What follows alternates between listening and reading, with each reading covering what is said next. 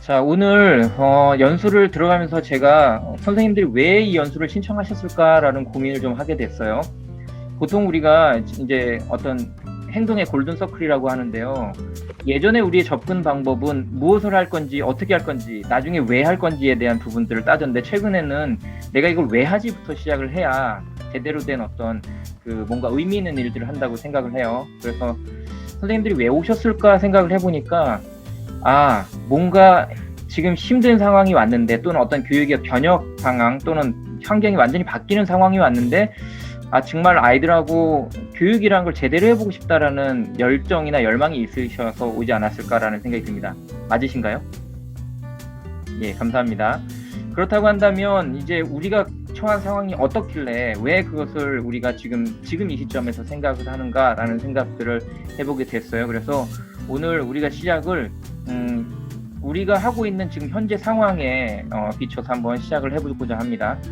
근데 인공지능은 앞으로 장담컨대 향후 50년 안에 뭔가 세계를 바꿀 만한, 놀랄 만한 뭔가 혁신적인 사건이 일어날 겁니다.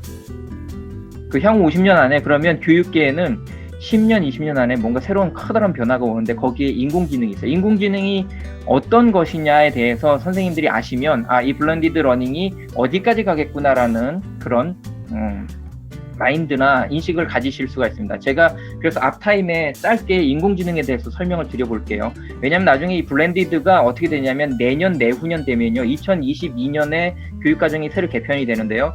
2022년 개편될 때에 2025년에 적용되는 교육과정에는 인공지능 교육 플랫폼 위에서 학습이 이루어지겠다라고 교육부에서 발표를 했어요.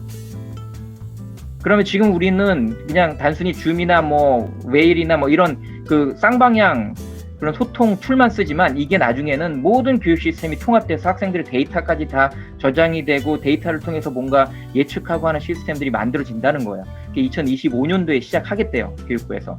그러니까 지금 선생님들은 이제 막 시작했지만 앞으로 3년 뒤, 4년 뒤가 되면 이제 선생님들이 첫 발을 내디고 다른 선생님들보다 한 발 앞섰던 것들이 이제 두 발, 세 발 앞설 수 있는 기회가 되긴 하는데 거기에 관점을 가지셔야 될 게 그럼 얘가 어디까지 갈 거지? 라는 부분들을 조망을 하셔야 되는 거죠. 그래서 저는 실질적인 이야기는 뒤쪽에 계속 연수가 있으니까 실질적인 기법들이나 교사학 설계는 뒤에서 배우시고요. 오늘은 전체 이 흐름, 조망, 그리고 시대적인 교리가 어떻게 변할 건지 그리고 교육계가 어떻게 변할 건지에 대한 고민들을 저랑 2시간 동안 하시면 좋을 것 같아요. 자, 인공지능은요 뭐냐면요 그냥 하늘에서 뚝 떨어진 게 아니에요. 얘가 1950년도에 벌써 등장을 했어요. 그럼 지금부터 벌써 한 60년, 70년 역사를 갖고 있는 거잖아요. 사실은 컴퓨터가 처음 개발될 때부터 얘는 인공지능이라는 개념이 같이 있었어요. 왜냐하면 컴퓨터를 처음 만든 사람을 우리가 기원을 올라가면 앨런 튜링이라는 사람을 처음 창시자라고 여기거든요. 컴퓨터의 모델을 처음으로 만든 사람이 혹시 이미테이션 게임이라는 영화를 보신 분들이 계실 거예요. 이미테이션 게임이라는 영화의 주인공이 앨런 튜링입니다. 컴퓨터를 만들어서 독일의 암호 체계를 해독해내가지고 2차 세계대전의 종식을 앞당긴 사람이죠. 천재 과학자이자 저희는 컴퓨터 과학자라고 생각하는데요. 이 친구가 뭐라고 얘기했냐면 인공지능은 이런 거다라고 설명을 했어요. 근데 그런 것들이 발전해서 지금은 인공지능이 뭐냐면 기본적으로 얘는 뭘 잘하냐면 학습과 추론과 예측을 잘합니다. 자, 그런데 잘 생각해 보세요. 학습과 추론과 예측은 누가 하는 거였죠? 이 지구상에서? 이 지구상의 모든 생명체를 보세요. 생물체를 보세요. 학습과 추론과 예측을 할 수 있는 존재가 딱 한 존재가 있어요. 누구죠? 인간. 예, 오직 인간이에요. 인간만 학습하고 추론하고 예측합니다. 물론 동물 중에 약간 고등동물들이 뭔가를 하지만 우리처럼 이렇게 하진 않아요. 그러면 학습과 추론과 예측은 누구의 영역이었냐면 인간의 영역이었어요. 그래서 예전의 기계들은 육체 노동을 대신하는 기계들이었는데 이제는 인간의 정신적인 노동, 학습하고 추론하고 예측하는 노동을 누군가 가능해졌냐면 인공지능이 가능해졌다라는 거예요. 그렇다고 한다면 학습과 추론과 예측을 어떻게 얘한테 집어 넣을 것인가에 대한 문제가 생기죠. 그래서 이 학습과 추론과 예측을 얼만큼 잘할 것 같냐라고 했을 때는 이 두 가지 책에서는 한 2035년에서 45년 사이에 이 시기가 온대요. 그 학습과 예측과 추론을 인간보다 잘하는 시기가 온대요. 그걸 뭐라고 하냐면 싱귤러리티라고 합니다. 이 두 가지 책에서는 35년에 45년 온대요. 이 책에서는요, 오른쪽에 있는 책에서는 다행히도 그 시대가 와도 인간 다음에 창의성이나 고유성은 유지할 거야 라고 철학적으로 접근하는 책입니다. 두 개가 약간 상반되는데요.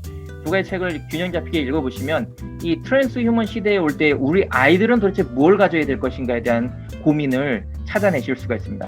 블렌디드 러닝이라는 것도 결국은요, 우리가 아이들한테 어떻게 하면 학습을 효과적으로 효율적으로 하는 환경을 만들어 줄 것인가에 대한 고민인데요.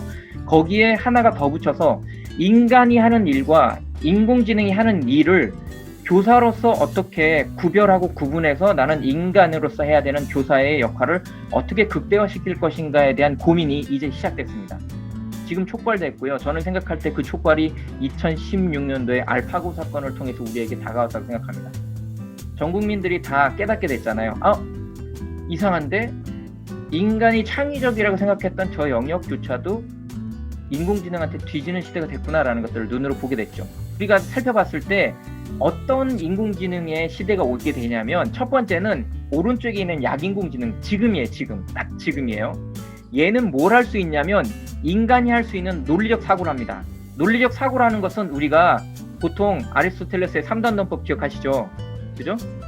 사람은 모두 죽는다. 소크라테스도 사람이다. 고로 소크라테스도 죽는다. 이거 누구나 할 수 있죠. 이 컴퓨터도 이걸 할 수가 있어요. 이제 그 두 번째는 뭘 할 수 있냐면 논리적으로 행동할 수 있어요. 논리적이라는 것은 이렇게 됐으니까 이렇게 내가 행동하면 맞겠지라는 것을 논리적으로 생각해서 행동할 수가 있어요. 혹시 여러분들 인천공항에 가보시면 지금은 이제 코로나 때문에 가기가 힘든데 몇 년 전에 인천공항에 요런 로봇이 하나 돌아다녀요. 혹시 보셨습니까? 예, 인포메이션 로봇이 돌아다녀요. 그래서 물어보면 길 안내도 해주고요. 막 뭐 어떻게 하라고 안내를 해줘요. 걔한테 물어보면 따라오라 그러고 이렇게 쫓아가면 돼요. 얘네들은 뭘 하는 거냐면 내가 뭔가 물어보게 되면 그것을 이해하고 논리적으로 행동으로 보여주는 거죠. 이게 가능해졌다라는 거예요.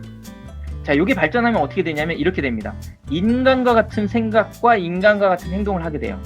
이 시대를 뭐라고 하냐면 강인공지능 시대라고 합니다. 혹시 아이언맨의 비서 이름 뭔지 아십니까? 자비스. 예, 자비스, 프라이데이. 걔네들이 강인공지능이에요. 걔네들은 아이언맨이 뭘 원하는지를 순간순간 캐치해서 알려주잖아요. 자기가 판단해서 자기가 컴퓨터라는 걸 알아요. 여기 강인공지능 시대입니다. 다행히 이 시대는 오지 않을 거라는 많은 학자들이 이야기하는데 어떻게 될지 모르죠. 지금 이 시대예요. 약 인공지능 시대입니다. 그래서 우리가 뭔가 입력을 해두면 얘가 논리적으로 행동을 하고 논리적으로 판단할 수 있어요. 자, 그 시대가 어디까지 갈 거냐? 잘 보세요. 지금 우리가 이 시대를 살고 있는데요. 인공지능이 하는 게 패턴 인식하고 동영상 이해하고 기억하고 추론하는 거 해요. 그런데 점점 어떻게 되냐면 사회적으로 교류를 하고요. 나중에 조력하고 협력해서 감동 멘토까지 가요. 그게 2036년이래요. 이때가 되면 자기 행동을 실행하고 책임지면서 배워요. 지금은 보고 읽으면서 배우게 하고 있어요. 그래서 지금 인공지능이 뭘 하고 있냐면 소설책 읽고 있어요.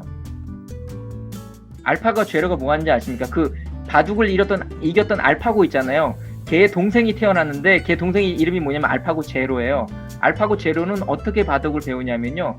알파고는 우리가 만들어 놓은 인간의 승리 기보를 몇십만 개 기보를 학습했어요. 바둑의 기보는 뭔지 아시죠? 학습했어요. 근데 알파고 제로는 어떻게 학습했냐면 바둑을 어떻게 두는지 이렇게 지켜봤어요. 지켜보고 바둑을 어떻게 두는지 방법을 찾아낸 다음에 그 바둑을 두는 방법을 통해서 알파고랑 겨뤘어요. 하룻밤 만에 알파고 제로가 알파고를 이겼습니다.